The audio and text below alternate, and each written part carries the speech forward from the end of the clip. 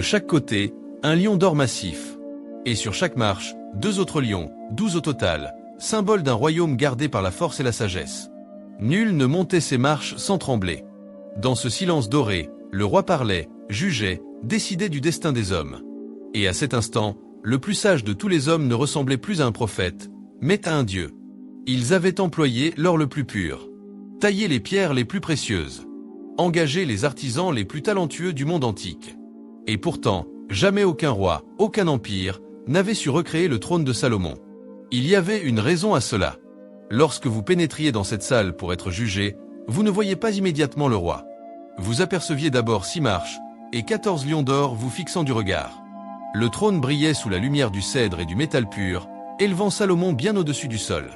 Avant même qu'il ne parle, vous saviez déjà que cet homme tenait votre sort entre ses mains. Et il le faisait.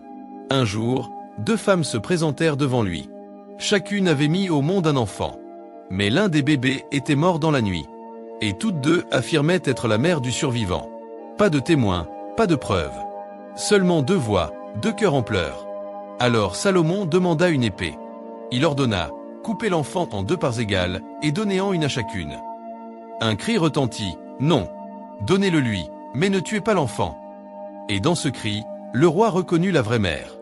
La justice divine venait de parler par la bouche d'un homme. Ce jugement, rendu devant le trône et les lions d'or, fit trembler tout Israël.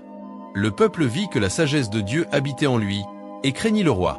Mais tous ceux qui se présentaient à Salomon ne cherchaient pas la justice. Certains venaient de loin, des royaumes du Nil, de l'Euphrate ou des montagnes de Moab, juste pour voir si les légendes étaient vraies.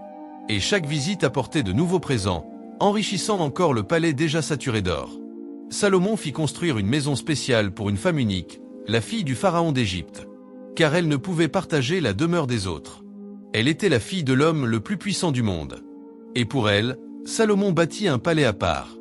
Mais elle n'était qu'une parmi 1000. Dans l'Antiquité, les mariages étaient des traités. Chaque épouse représentait une alliance,